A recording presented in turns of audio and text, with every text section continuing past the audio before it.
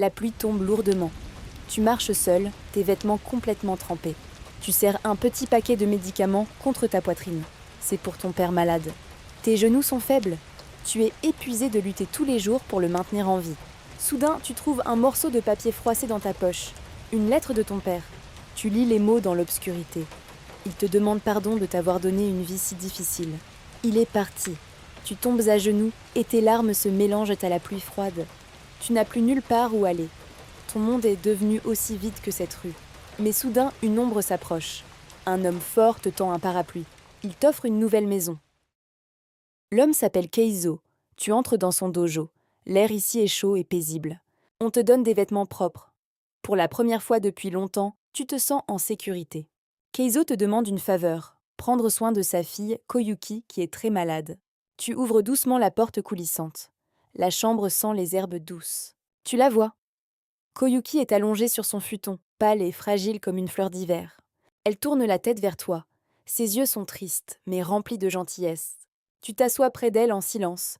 Tu prends un tissu humide pour rafraîchir son front. Elle s'excuse doucement de t'imposer ce fardeau. Sa voix est presque un murmure. Tu secoues la tête.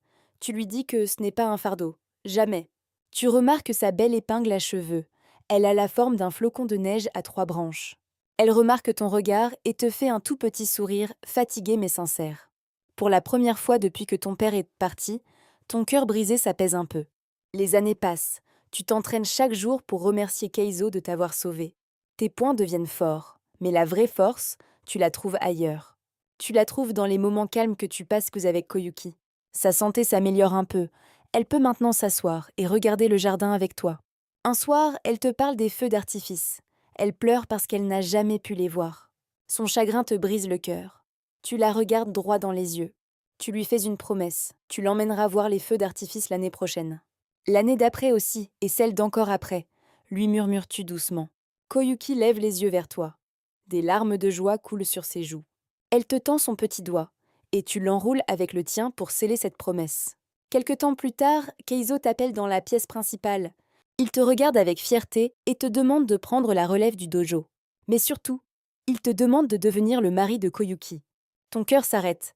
Toi, un homme avec un passé sombre, marié à un ange comme elle? Plus tard, tu vas la voir. Tu portes un nouveau yukata propre. Tu la regardes avec une détermination absolue. Ta voix ne tremble pas. Je deviendrai plus fort que n'importe qui, lui dis-tu. Je te protégerai pour le reste de ma vie, Koyuki. Elle rougit.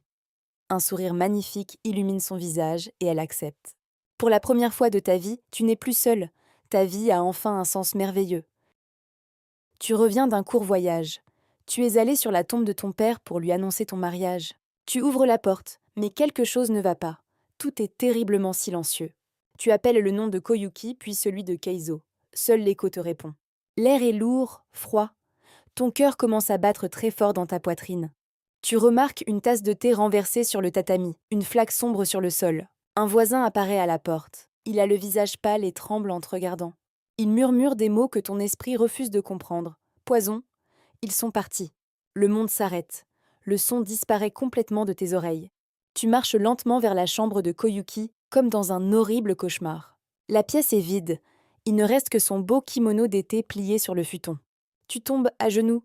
Tu touches le tissu doux avec des mains qui tremblent. Tu avais fait une promesse. Tu avais juré de la protéger pour le reste de ta vie. Mais tu n'étais pas là. Encore une fois, tu n'as pas pu sauver ce que tu aimais le plus. Un cri silencieux rempli d'une douleur insupportable déchire ta gorge. Pourquoi le monde prend-il toujours les choses les plus pures? Pourquoi? Tu regardes tes mains. Ces poings qui devaient la protéger n'ont servi à rien. Ton esprit se brise. La tristesse immense se transforme en quelque chose de noir et de froid. Une haine infinie envahit ton âme. Une haine contre ce monde cruel et contre ta propre faiblesse. Tu lâches le kimono. Tu marches vers la porte de sortie sans te retourner. L'homme aimant, nommé Akuji, vient de mourir dans cette pièce vide. Tu marches sans but dans la forêt sombre. La neige commence à tomber doucement. Tu ne ressens plus le froid. Ton corps bouge, mais ton âme n'est plus là. Une ombre terrifiante apparaît devant toi, un homme aux yeux rouges comme le sang. Il te propose un marché cruel. Oublier toute cette douleur insupportable pour toujours.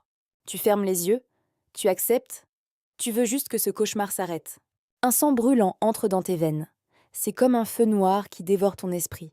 Et puis, le processus commence. Tes souvenirs se mettent à fondre, comme la neige. Le visage de ton père disparaît dans un brouillard gris. Tu oublies son nom. Et puis, c'est au tour de Koyuki. Son doux sourire devient flou. Non. Essaies-tu de dire, mais il est trop tard. Tu l'as perdu une deuxième fois. Quand tu ouvres les yeux, tu n'es plus Akuji. Tu es un démon. Ta peau est couverte de lignes bleues. Tu te sens incroyablement fort. Tu ne sais pas qui tu es. Tu ne sais pas d'où tu viens. L'ardoise est vide. Tu te mets en position de combat. Une lumière bleue se dessine sous tes pieds. Le motif a la forme d'un flocon de neige, mais tu ignores totalement pourquoi. Tu donnes un nom à tes attaques. Tu les nommes d'après les feux d'artifice que tu as oubliés. Soudain, tu touches à ta joue. C'est mouillé. Des larmes coulent de tes yeux de démon. Tu pleures sans avoir aucune tristesse en toi. Ton esprit ne s'en souvient pas, mais ton âme, elle, pleure pour la promesse brisée. Tu es condamné à te battre pour l'éternité en cherchant une chaleur que tu ne trouveras plus jamais.